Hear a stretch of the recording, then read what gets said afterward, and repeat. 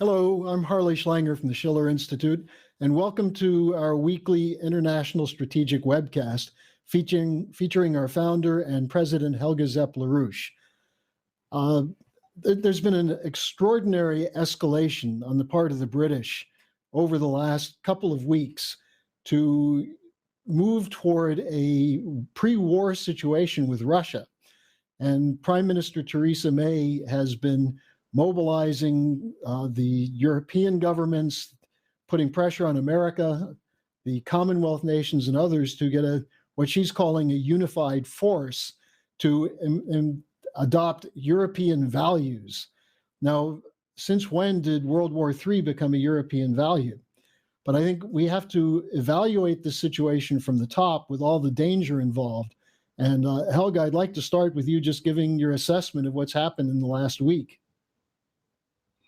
Well, it is extremely interesting because, by the reactions to this British insistence that the only plausible explanation would be that Russia is responsible for the Skripal assassination attempt, you can really see who is who and who is on what side.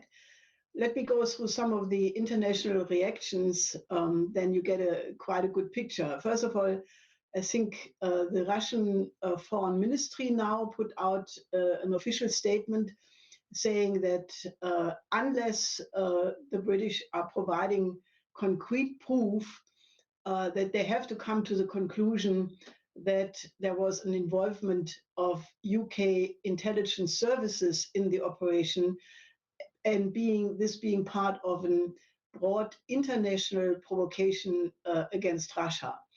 Now, I mean, that is what we put out as a hypothesis immediately, that, this whole operation was a new phase of Trumpgate or Russiagate or Müllergate, however you want to call the effort, the collusion between the intelligence heads of the Obama administration with British intelligence to oust President Trump.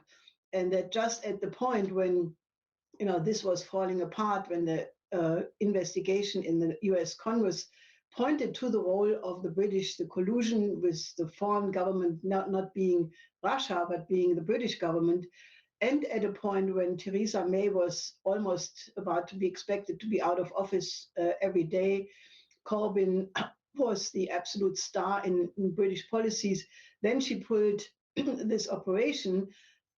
And, obviously, this was an attempt to reset the agenda in the direction of the geopolitical aims of the British confrontation against Russia and China. So therefore, the fact that now the Russian foreign ministry is also mooting the possibility of a UK intelligence involvement, I think is very, very interesting, because that sheds a very bad light on all of those who, without any questioning and without any proof, immediately fell in line behind Theresa May, which fortunately was not so many people. I mean, sure, there was a mass expulsion of Russian diplomats in Europe and in 10 European countries and in the United States, but nevertheless, the picture is much more differentiated. For example, the Chinese foreign ministry completely denounced the Cold War mentality of those countries seeking the confrontation with Russia. A spokeswoman of the Chinese foreign ministry even said this was a tool used by the Europeans and the United States to try to get unity at a point when they were completely disunified. And, this is the old geopolitical game, that in order to create unity, you create a war, and then that way everybody has to fall in line. But the differentiation, the reactions were quite differentiated. Japan refused to expel diplomats, even New Zealand, which is part of the Five Eyes. You had Greece, Cyprus, Bulgaria, Malta, Slovakia, Slovenia, Luxembourg, Portugal. I probably forgot one or two who refused to expel any diplomats. So the EU was not in line. And if you look at now the many voices in Germany, practically representatives of all parties represented in the Bundestag, in the German parliament, came out against this. So Verheugen, who is a former SPD EU commissioner, Stegner, who is a top SPD person, Gabriel Platzek from the SPD, then Sarah Wagenknecht from the Linke, Kubicki from the FDP, and so you had a very broad refusal of such endorsements of this provocation. And the Austrian government was maybe even the strongest. They say that they absolutely refuse to expel diplomats because Austria is a neutral country, and they regard themselves as a bridge between East and West. And the Austrian foreign minister even said that even if it would be proven that Russia would have been the perpetrator of this attack, this would not change the position of Austria. So I think that if you look at this very broad spectrum of reactions, you can see actually that the British provocation is exposed and those who are backing it. And we have reactions from our own organizing in the United States and in Europe. And the general picture we found is that the population did not fall for it at all. Everybody said this is a complete provocation. So I think this is not going well for the British, despite the fact that it is very dangerous and should be denounced. And if they don't produce any proof, then I think they should be accused for having really led an effort to manipulate the world public opinion in an unbelievable way. So I think this is a very interesting picture after 2 weeks. I think you can also say that there were other events that occurred which forced their hand. You mentioned the Russiagate falling apart. We'll get back to that in a moment because there's some new developments on the fact that the people pushing the whole scandal are the ones who are now becoming the defendants. But you had Putin's speech on March 1st, you had the Putin election victory, and then Putin's discussion with Trump. So there had been some significant momentum toward what President Trump said he was doing when he ran for president, collaborating with Russia. So in the midst of this, you have this Theresa May operation. And I think what might be interesting to look at is what about those countries such as France and Germany that are going along lockstep with Theresa May? What does that say about the situation there within the core EU? Well, I think the case of France is a little bit more complicated because Macron, who had a slightly different emphasis on the cooperation with the new Silk Road and China than Merkel, for example, the French foreign minister Le Drian just announced that Macron will go to Moscow in May. So I think that looks a little bit different than Mrs. Merkel, who really, it's a complete shame. And, obviously this new grand coalition, which is not so grand anymore, given the fact that they're all falling in the polls like a stone. I think this is really, a reflection of the fact that there is presently no German elite being worth to be called that name. And I think that, people in Germany should really, not accept that. I think the history of the German-Russian relationship, given the fact that there were 2 world wars, the Second World War being an unbelievable, memory in every Russian person, and then the fact that Russia agreed to the German unification without that any shot fell or tanks were rolling, in a peaceful way. Russia gave up East Germany and agreed to the unification, and received promises at that time that NATO would never be expanded to the borders of Russia, a promise which was broken. And then you had all these escalations So in a certain sense, I can imagine that the Russians feel really betrayed by this kind of behavior by Merkel. Now, Merkel has a specific background, which many people have always asked themselves, what makes this woman tick? Nobody has been able to answer that question in any satisfying way. But I think the Russians really feel betrayed. And I think the German people should go back to the kind of Ostpolitik minimum, which was characteristic for the German attitude for a very long time, to have a policy of good neighborhood, of peaceful dialogue, of cooperation. And I think, this is really, really important, that the population in Germany is not falling in line with this aggressive British policy, of which Merkel is just, obviously following like a puppy dog, even though puppies are more cute than Mrs. Merkel, I would say. But, I think it's a serious matter. And, I think people should not absolutely fall for this, because these are the kinds of things which can get out of control and be the trigger to a new world war. And who could want that? Well, and the other underlying cause of hysteria from the City of London has been the unstoppable progress of the New Silk Road. There was a conference in Portugal this week that I know you know something about. You also have the coming together, it appears, in Italy, of a government which is probably not going to go along with sanctions. So what else can you say about the situation in Europe? Why don't you start with the Portugal situation?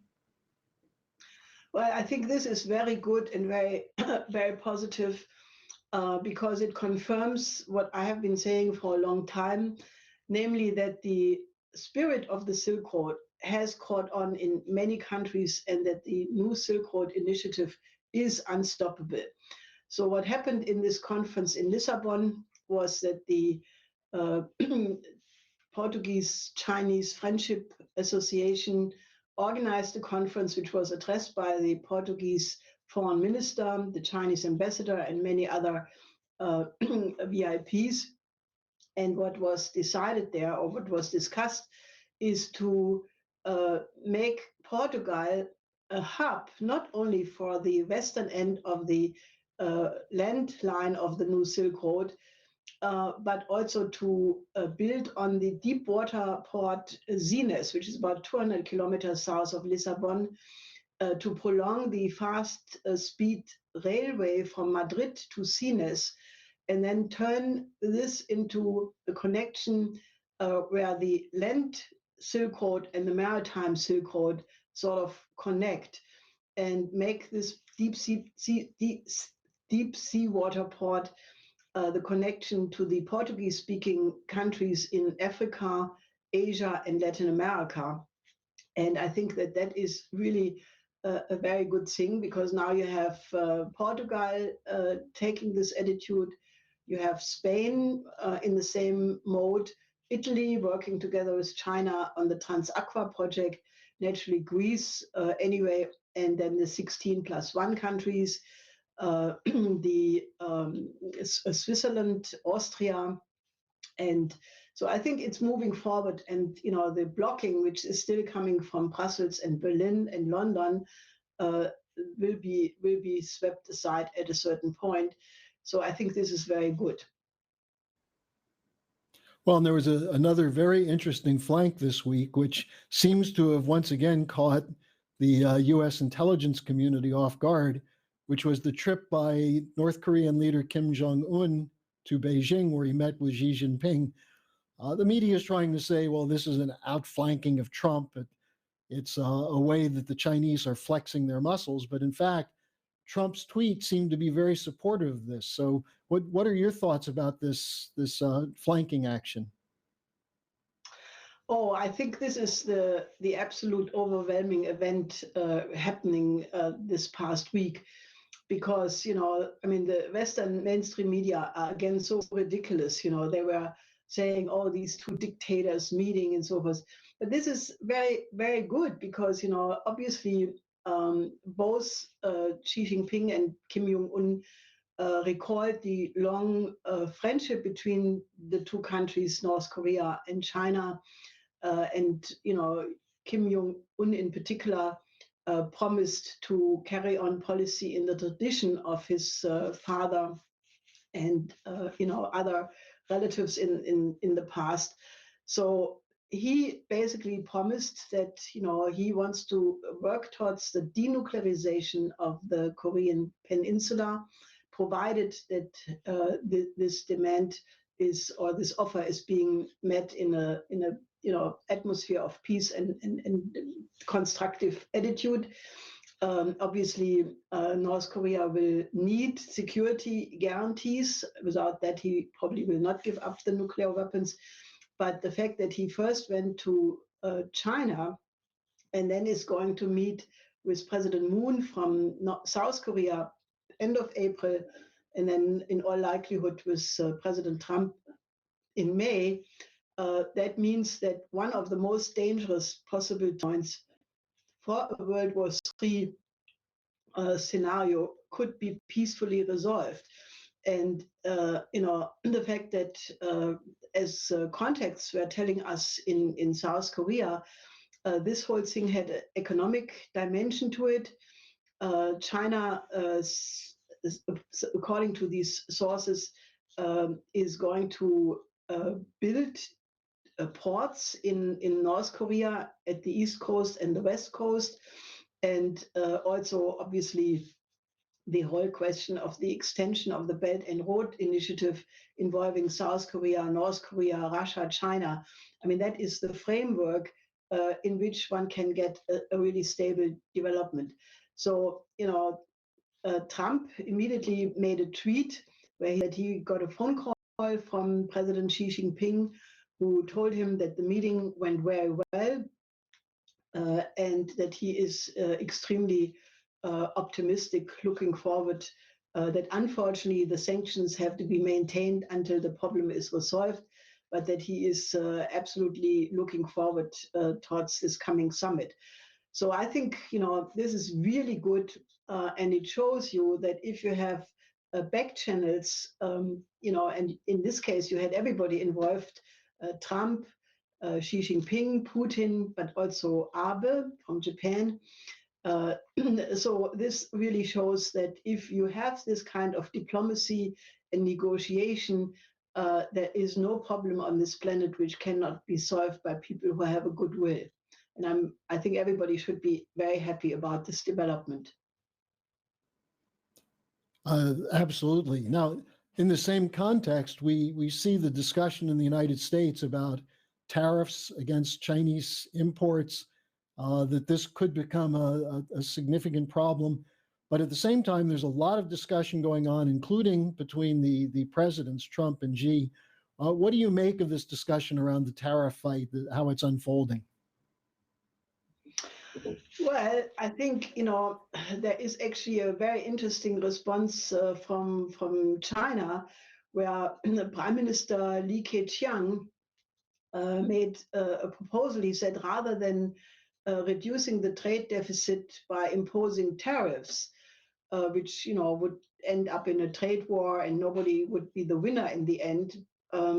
He said the other way to resolve the trade deficit would be to increase trade, the volume of trade, and that way, you could have also joint ventures between the United States and China in third countries, and that is obviously the approach which we have been proposing for a very long time. There was also an extremely productive approach being discussed in CGTV, in the Chinese national TV, where they said that the United States and China should start a dialogue about infrastructure, and that Chinese investors could invest in the development of infrastructure in the United States through a fund. Now, this is a proposal which we have been pushing, way back, saying that China has these very large US Treasury reserves, which, if they just sit there and don't do anything good, but if they would be invested in the infrastructure inside the United States through an infrastructure bank or some other mechanism, it could help to solve the financing problem, which President Trump clearly has, given the fact, that presently what is available in terms of funding is very far away from the 1 trillion he had mentioned in the election campaign. And the American Society of Civil Engineers had said it's not 1 trillion what is needed, but actually 4.5 trillion. And some experts even had said in order to get a modern infrastructure in the United States, you need 8 trillion investment. So I think there is a situation where you could get rid of the trade balance by really using the Chinese expertise in fast train systems and other infrastructure. And what we have from the Schiller Institute was this idea to do exactly in the United States what China has been doing and will complete until 2025 or even 2020, to connect all major cities through fast train systems. Now, obviously, the infrastructure in the United States is in terrible shape and needs urgent repair. Most of it is almost 100 years old or even older. So this would be an approach to really resolve this on a higher level.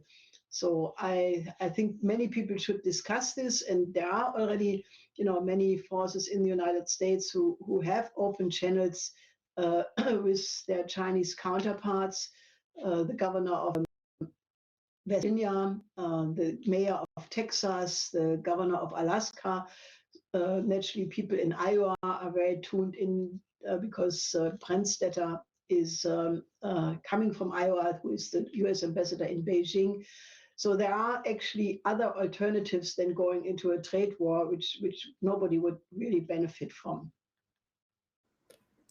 Well, I'd like your thoughts on this particular question a little bit further, because there's an effort to portray the idea of a Chinese involvement in the United States as something Americans should be afraid of, should be wary of. And yet, as you point out, Alaska's doing work with China, West Virginia. I think the mayor of Miami was just in China. It's the mayor of Houston, Texas, took a trade delegation there. And this is part of the win-win. So is there any reason Americans should be fearful that the Chinese have some devious, secret communist plot to move in and take over the United States by helping to rebuild the infrastructure there? Well, I mean, first of all, people should think, where does this propaganda come from? It comes from neocon think tanks like CSIS, CFR, European Council of Foreign Relations, MERICS. So it comes from think tanks who are really belonging to the British-dominated geopolitical faction, which is behind this confrontation against Russia and China, which we talked about in the beginning. And I would really urge people to look a real, take a real look on what China has been doing domestically. I think there is no country in the world which has made such a gigantic transformation like China. I was in China the first time in 1971, in the middle of the Cultural Revolution, and at that time, the country was completely distraught. People were unhappy, fearful, and it was just a not good moment in Chinese history.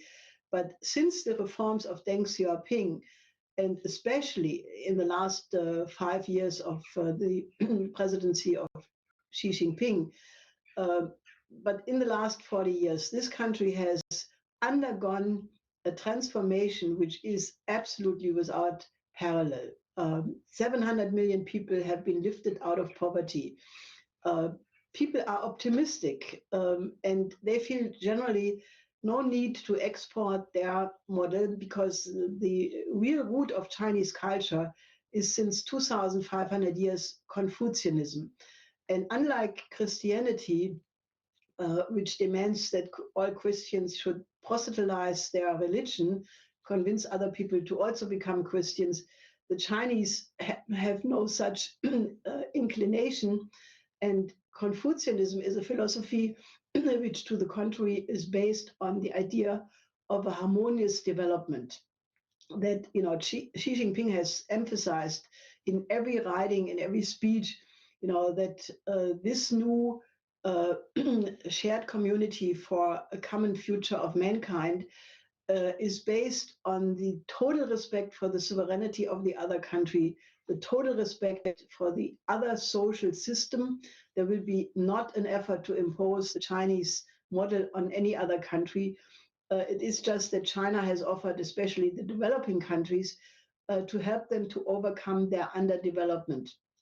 And it is a win-win cooperation, which, that's the reason why, in the meantime, 140 countries cooperate with that, because it's naturally in the interest of China, because it's a large population, large country, very rich culture, 5,000 years of very rich cultural tradition. So it's one of the major countries in the world, maybe even the most important one, given the size of its population. But they're not imposing what they regard as Chinese characteristics on anybody else. Quite different to the neocons and neoliberals who, had regime change, color revolution, export of democracy and what they call human rights. So I think people should really not be prejudiced, but take a fresh look, read the speeches of Xi Jinping yourself. There is now a second volume out, which is quite instructive. Look at other things, form your own opinion, and you will see that the world has reached a point where we have to overcome geopolitics. Because if at this point the United States or the West in general would go into the Thucydides trap, take the rise of China as a reason to go into war and confrontation, this could very easily be the end of all of humanity. So we have to find a different way. And China has said many times they do not want to bypass the United States and replace it with an unipolar world order, but they want to be in a new alliance of sovereign countries and have the idea of the one humanity first. And I think this is a new concept of foreign policy, and people should study it and relate to it rather than going for the rather uninformed opinions of such people like Marco Rubio, who is on a rampage against anything Chinese. But it's really not going to work, because the rest of the world is very happy with what China is doing. And I think it would be for the absolute benefit of humanity if the United States and China could find a way to cooperate in their mutual interest. It's also significant that the people who are pushing this anti-China and anti-Russia line and going toward a geopolitical conflict are the same ones who are now being the target of some of the investigations now that the Mueller investigation is falling apart. The connection of the MI6 agent Steele with the Skripal affair, the role of the Obama intelligence chiefs from Comey and Clapper and Brennan, all of this is coming up now before the Congress, and the Justice Department Inspector General has just opened up a new investigation. Do you think, Helga, it's really possible that this is going to turn on them in a way that can bring not just an end to the attacks on the president, but an end to the reign of the geopoliticians over U.S. Policy? Well, I think that the possibility is clearly there. I don't think the battle is decided yet, because, for the British Empire, what we call British Empire, which is not identical with the British government or the British people, but when we say British Empire, we mean this system of, the leading financial institutions, the investment banks, the hedge funds, the insurance companies, the multilateral corporations, which are connected naturally with a private security apparatus. I mean, the neoliberal model, that which has ruled the world for the last several decades, they want to keep their system going. And given the fact that it is about to go into another crash, of which many people are warning, given the fact that, nothing has been done to eliminate the root causes of the 2008 crisis, I think the the war provocation by Theresa May has everything to do with the fact that this system is about to blow out. So I would not, sit on your laurels. This is not a legal question. This is a political question, and it's a systemic question. And I think that fortunately, I think the human nature is such that a great evil evokes an even greater good. So my tendency would be optimistic about the outcome of this battle. But I think, the role of the British in this provocation and the role in the coup against Trump, these are serious matters, and they require, a resolution. And one could only hope, that the people of America are mobilized enough to make sure that this investigation in the Congress goes in the right way, that that Trump is getting the right support from his voters, so that the efforts to derail his policies whenever he has the impulse to have a good relationship or with China, for that matter, that these efforts are successful. So I would call on all of you to not just watch this and be a bystander sitting on the fence, but that you become active with the Schiller Institute, and that you help us to basically spread the idea, especially about the new alternative of the new Silk Road, because we have to move humanity into a completely new age, a new era, where we find a better way to work together as many peoples in this world. And that is the real task. So I would invite you, join the Schiller Institute, get in contact with us, help us to spread this message. And, that way you can do something to move humanity forward. Well, Helga, there's so much going on. I want to make sure that we're not missing something. Is there anything else you wanted to bring up today? No, I think that is really what I wanted to say. Okay, well, very good. So happy Easter to you and to the viewers, and we'll be back next week. Yeah, happy Easter.